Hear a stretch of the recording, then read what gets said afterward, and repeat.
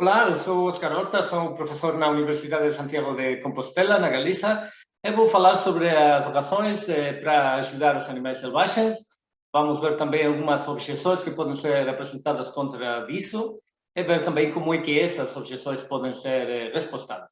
Bom, então, a primeira coisa a dizer sobre isso é que contra o que, se calhar, as pessoas que não têm familiaridade com a questão podiam achar, esta não é uma reflexão hipotética sobre algo que qualquer coisa que poderia acontecer, mas de fato os seres humanos já ajudam, já agem de distintas maneiras que são beneficiosas para animais selvagens em uma situação de necessidade. Então, isso acontece, por exemplo, aqui estamos a ver nesta imagem onde estamos a ver um resgate de um animal numa lagoa gelada, não? Então, sem esta ajuda, pois este animal iria morrer.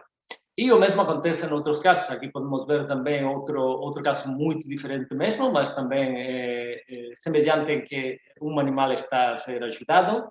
Também muitas vezes não são resgates de animais em situação de necessidade que acontecem, mas outras coisas diferentes. Por exemplo, há pessoas que, ou também instituições que podem fazer coisas como construir refúgios ou tocas artificiais para animais que não têm onde se refugiar de, por exemplo, as condições climáticas hostis. E também existem iniciativas como centros ou hospitais para animais com diferentes doenças, para animais também feridos, né? Para animais órfãos. E estas iniciativas ajudam animais de muitos tipos diferentes, não só aqueles animais que nós podemos achar, se calhar, mais simpáticos, mas todo tipo de animal que pode estar em situação de necessidade, não é?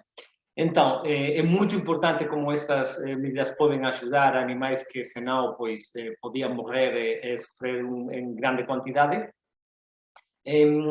Aqui, por exemplo, estamos a ver uma foto de um refúgio hospital de morcegos, que são animais que muitas pessoas acham que não são muito estéticos, mas, na verdade, nesta foto, pois, podemos achar uma coisa diferente. Mas, em qualquer caso, todas estas iniciativas que estamos a ver podem ajudar animais a diferentes escalas, não?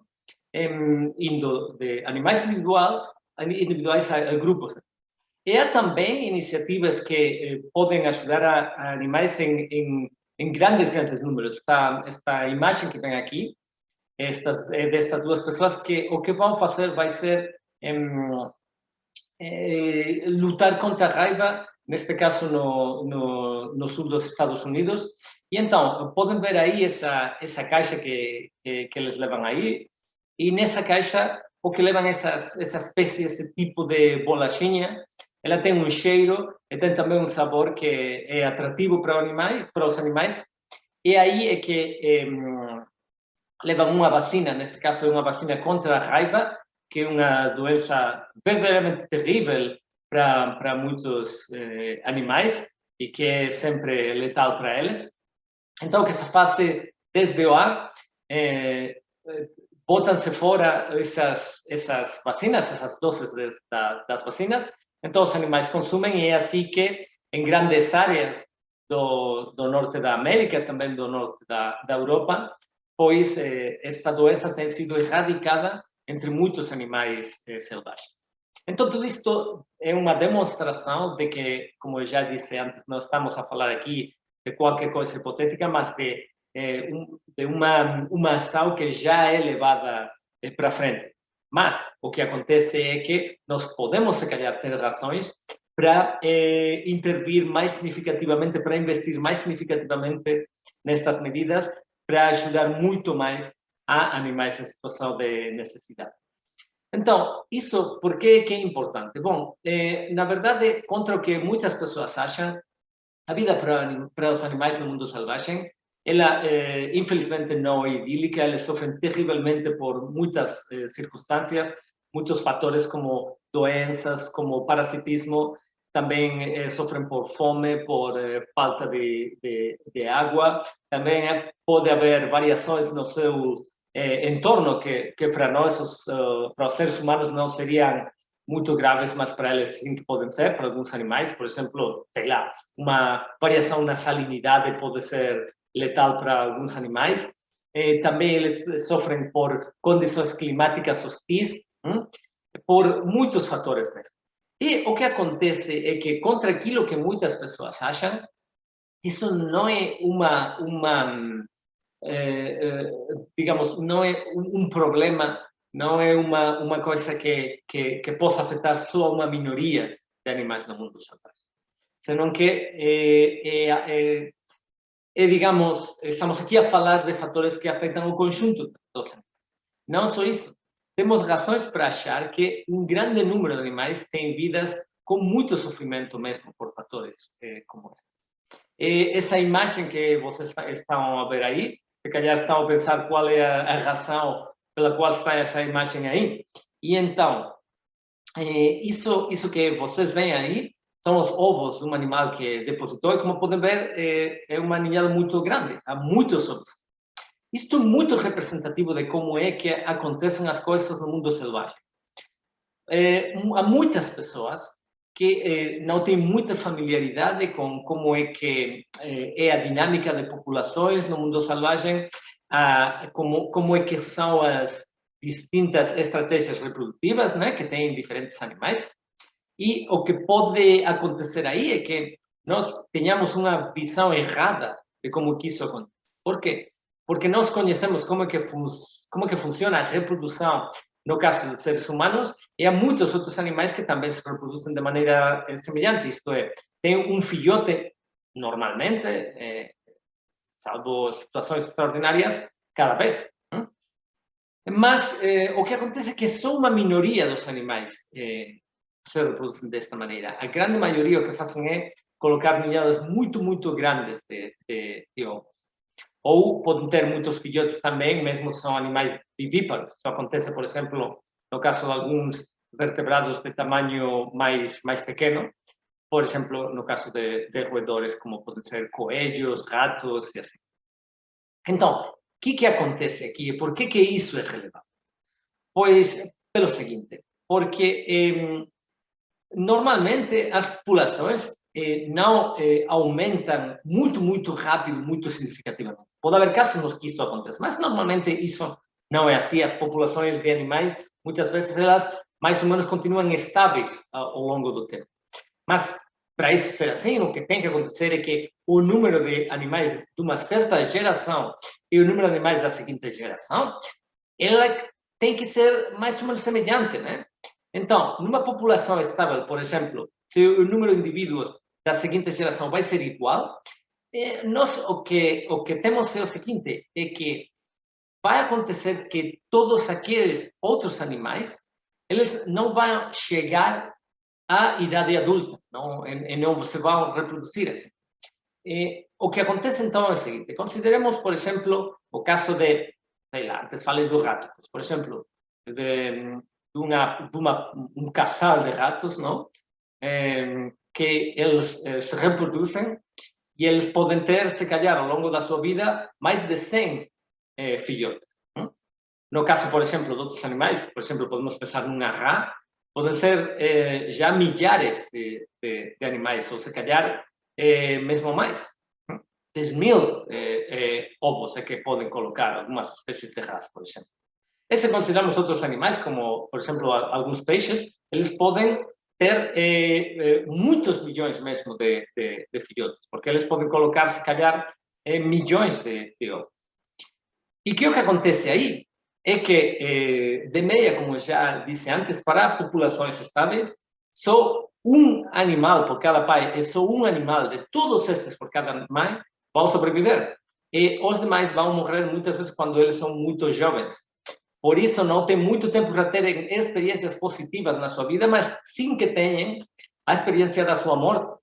E a sua morte, ela pode ser muito dolorosa mesmo. Podem morrer por circunstâncias como a fome, né? Alguns animais nunca chegam a comer nada. Ou podem ter alguma doença que os matar lentamente. Ou, por exemplo, podem morrer porque, por exemplo, são animais, podemos pensar no caso dos ovos de rã, não? Se uma já colocou os seus ovos, por exemplo, numa zona que depois acontece que não chove lá, esses animais depois podem morrer, os filhos dela, simplesmente porque o entorno onde estão vira seco demais para eles conseguir sobreviver, não? Então, podem ser mortes muito dolorosas mesmo. Então, isso é relevante porque isso faz que haja uma probabilidade relativamente alta, não a probabilidade mínima, de que haja muitos animais, se calhar pode que mesmo a maioria, que tem mais sofrimento do que desfrutam. Então, isso faz com que as iniciativas como as que antes vimos para ajudar animais no mundo selvagem, elas sejam muito importantes, pois, na verdade, o problema do sofrimento dos animais no mundo selvagem não é um problema trivial, é um problema que é um problema sério, né? Então, isto faz com que tenhamos razões para tentar levar mais para frente estas iniciativas e para ganhar mais conhecimento que nos possa ajudar a fazer isto da melhor maneira.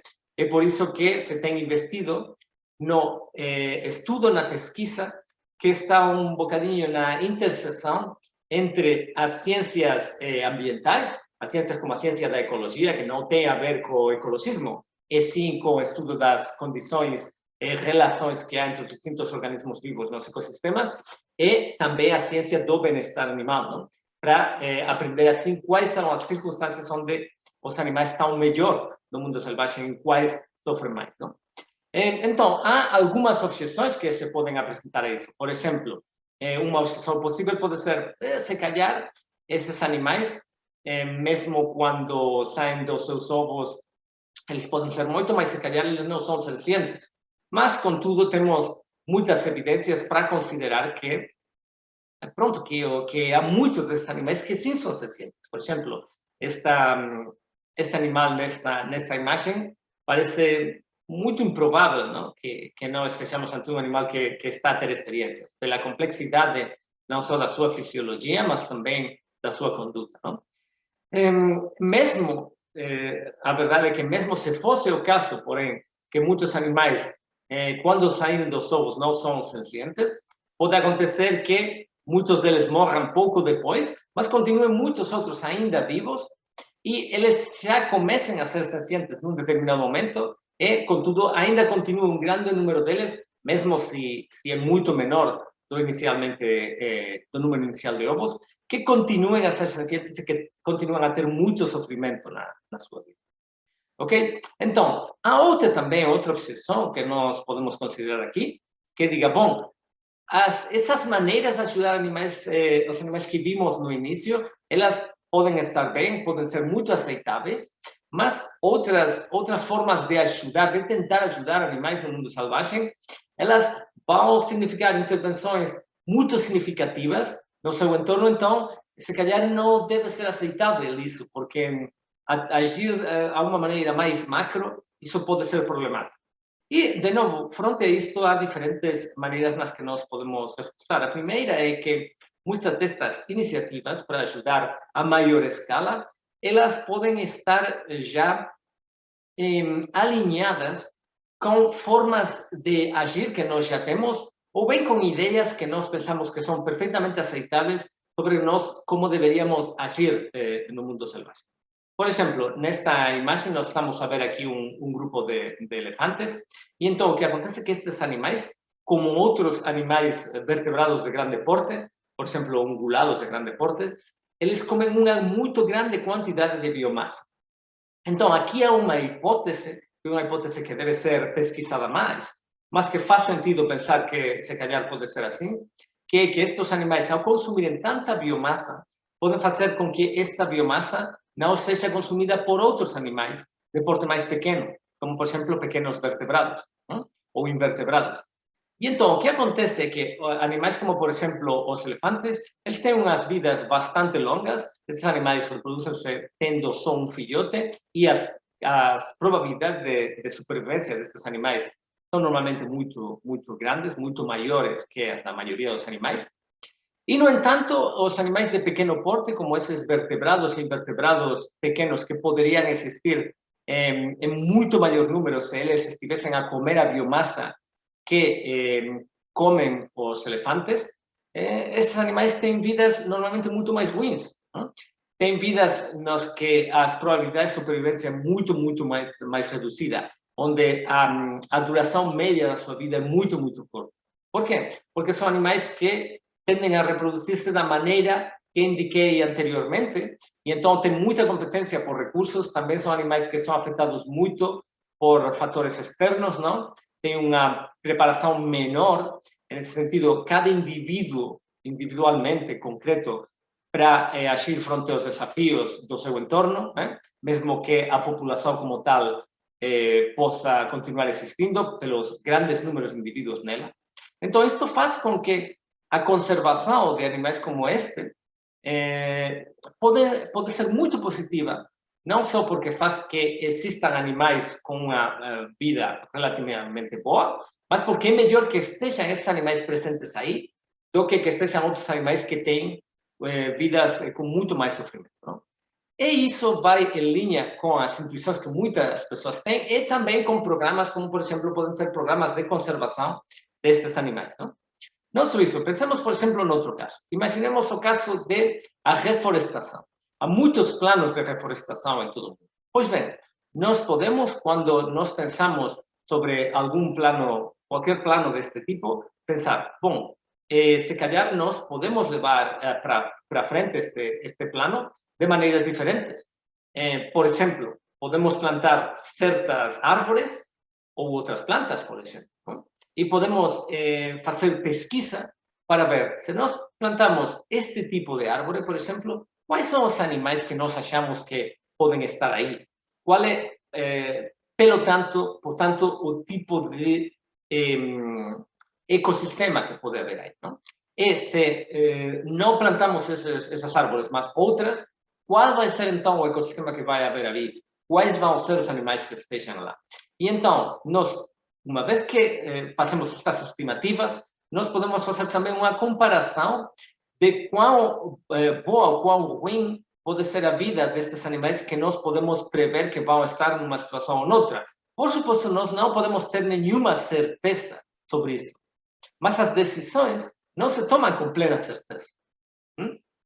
Nem é assim nas decisões que nós fazemos na nossa vida, nem também não nas decisões políticas, não nas decisões no âmbito científico. Nós tomamos as nossas decisões em base às melhores evidências disponíveis e em base, pelo tanto, a qual é o cenário que é mais possível que esteja presente. Então, se é muito mais provável que haja uma situação com muito mais sofrimento, se nós agimos de uma determinada maneira, é melhor evitar essa maneira. Então, esta classe de pesquisa, ela pode orientar de maneira muito significativa estes planos de reflorestação. Não só isso, também pode ser de utilidade para nós ver de que maneira podemos avaliar se um programa de reflorestação deve ser levado para frente ou não. Então, nesse sentido, aqui, esta observação também conecta com outra observação diferente que se pode apresentar aquilo que nós já vimos, que é a seguinte: pode-se dizer, então, o que acontece é que quando nós estamos a ajudar de maneira muito significativa animais na natureza, nós o que estamos a fazer é ir contra o que indicam critérios próprios da ética ambiental, critérios ambientalistas, não? Porque, segundo esses critérios, nós temos que preocupar-nos com a conservação dos ecossistemas ou, por exemplo, com um princípio naturocêntrico, não? Ou com um princípio biocêntrico. O princípio naturocêntrico que ele o que procure é a conservação daquilo que é natural, um princípio biocêntrico que tenha em consideração a todos os seres vivos e não só aos seres científicos. Bom, o que acontece é que, na verdade, há duas coisas que nós podemos dizer sobre isso. O primeiro seria que realmente o critério para nós respeitar alguém, ele deveria ser a ciência, porque o fato de nós sermos cientes, aquilo que faz que nós consigamos ter experiências positivas ou negativas, e isso faz com que nós possamos ser prejudicados ou beneficiados por aquilo que nos acontece. Não? Então, se isso é assim, é esse critério não biocêntrico, naturocêntrico ou ecocêntrico que nós devemos aceitar. Porém, mesmo se nós aceitarmos algum critério desse tipo, na verdade, ele não vai fazer com que nós não devamos ajudar animais. Por exemplo, se nós aceitamos o biocentrismo dá total consideração moral aos animais sencientes. Então, ele prescreve ajudar. O único que acontece é que o biocentrismo também diria que há que ajudar a outras entidades. E que é o que acontece se defendemos, por exemplo, o ecocentrismo ou o naturocentrismo? Bem, num caso como este, ambas teorias, as duas, elas diriam que a reflorestação não é uma boa coisa, porque ela está a transformar um ecossistema que havia aí já presente, mesmo se esse ecossistema ele tinha menos biomassa. Né? E então, em outros casos, como por exemplo a ajuda a grandes vertebrados, que já vimos, estas posições podiam ter também implicações muito semelhantes. Não? Bom, para além disso, também é importante levar em consideração que, por animais selvagens, aquilo que nós estamos a entender aqui é animais que não moram baixo controle direto humano, não moram em cautividade. Não? E então, o que acontece é que não só há animais selvagens, por exemplo, em parques nacionais ou em sítios ali no meio do mato ou sítios não tocados pelos seres humanos. Há também muitos animais selvagens que nós podemos ajudar, por exemplo, nas cidades ou, por exemplo, também em áreas agrícolas, industriais, não? Também mesmo em muito bosque que não é bosque natural, é bosque criado por seres humanos para aproveitamento, por exemplo, da madeira e assim. Não? Então, nesses casos também podemos ajudar esses animais. Não há limite unicamente aqui, não é que estejamos a falar só de animais que vivem em lugares muito remotos. E então, as éticas ambientais não teriam nenhuma objeção que fazer a este tipo de análise. Não? Também há outras ocasiões onde se fala de que está bem evitar danos antropogênicos, mas não danos de outro tipo. Não? Dizem não, porque os seres humanos não devem intervir naquilo que eles não criaram. Mas o que acontece é que os seres humanos têm intervido já em todo o mundo ao seu redor. O mundo selvagem já não é um puro mundo selvagem, está ocupado uma grande parte do território, como por exemplo podemos ver nesta imagem, não? É território agrícola, fora das cidades não está um mundo selvagem, há muito território que não é selvagem. Não só isso, senão que os seres humanos têm mudado também de maneira muito significativa o seu entorno ao transformar o clima e de outras maneiras muito significativas. Não? Então, isso faz com que se nós temos, na verdade, razões para evitar danos antropogênicos, nós deveríamos ter razões também para apoiar estas maneiras de dar ajuda a animais afetados por essa ação humana indireta, que é parte antropogênica, parte natural, como acontece, por exemplo, com muitos desastres naturais. Para além disso, o que acontece no caso dos desastres naturais é também uma boa mostra do especismo que muitas vezes acontece, porque quando há desastres deste tipo, existem muitas vezes programas e protocolos de resgate de seres humanos, mas não existem protocolos do mesmo tipo ou adequados para outros animais. Então, isso claramente demonstra que aqui temos um problema, pois nós estamos a agir frente aos seres humanos e frente aos animais não humanos de uma maneira completamente diferente. Qual é a razão desta diferença? Pois tudo indica que é devida ao especismo, à discriminação de quem não pertence a uma determinada espécie, a um grupo de espécies. Não? Então, é uma prática especista, uma prática antropocêntrica especista que consiste em, quando seres humanos estão a sofrer por razões naturais, nós achamos que é muito bom dar ajuda a esses indivíduos. Mas quando as vítimas são animais de outras espécies, nós não concordamos com fazer isso. Parece que isto é, de novo, problemático. Não? Bom, há também outra objeção que o que diz é que os animais não humanos no mundo selvagem, eles formam as suas próprias comunidades, não é? E então os seres humanos fazem qualquer coisa errada quando vão aí a dar ajuda, porque estão a prejudicar esses animais ao destruir as suas comunidades ou ao violentar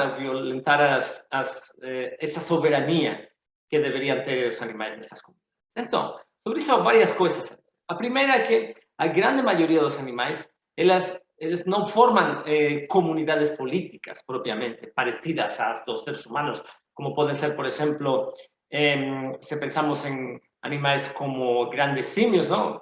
Ou animais, muitos primates, ou, por exemplo, animais como elefantes que vimos antes, é verdade que eles formam grupos que nós poderíamos chamar de comunidades políticas, não? E que podem ter certas semelhanças com as dos seres humanos. Mas a imensa maioria dos animais, em particular aqueles que são de porte mais pequeno, aqueles que se reproduzem tendo muitos filhotes, como esses que podemos ver nesta imagem, eles não formam comunidades políticas deste tipo, não? E então não há soberania nenhuma que nós estejamos a vulnerar. Para além disso, se animais, mesmo animais que formassem essas comunidades, se vissem numa situação de necessidade, agir para dar ajuda, isso não seria uma coisa ruim, isso seria uma coisa boa para eles. E aqui é muito importante para entender isso, compreender que quando estamos a falar de ajudar, estamos a empregar a palavra com o significado que ela tem na linguagem comum. Ajudar é fazer qualquer coisa positiva e beneficiar a quem está em uma situação em que precisa dessa ajuda. Se nós, ao darmos essa suposta ajuda, estamos a prejudicar os animais, então o que acontece é que nós não estamos a ajudar os animais. E aqui a proposta consistiria em ajudar animais, em fazer coisas que são positivas aos animais para reduzir o sofrimento que eles estão a sofrer por razões quer parte antropogênicas, parte naturais, ou quer totalmente naturais, mesmo se, como já antes disse, esta última categoria é muito pequena porque a grande parte dos danos que animais padecem pode que já sejam parcialmente antropogênicos pela intervenção passada dos seres humanos no mundo selvagem. Então, ante isto, nós o que podemos já concluir é que parece que há razões muito fortes para apoiar, dar ajuda, isso é beneficiar animais que senão poderia sofrer muito no mundo selvagem. Os seres humanos já estamos a intervir, até agora nós fizemos isso por razões antropocêntricas ou ecologistas, ambientalistas, mas nós podemos também fazer isso para ajudar os animais não humanos. Não há razão para excluir os animais dessa ação que nós podemos levar para frente.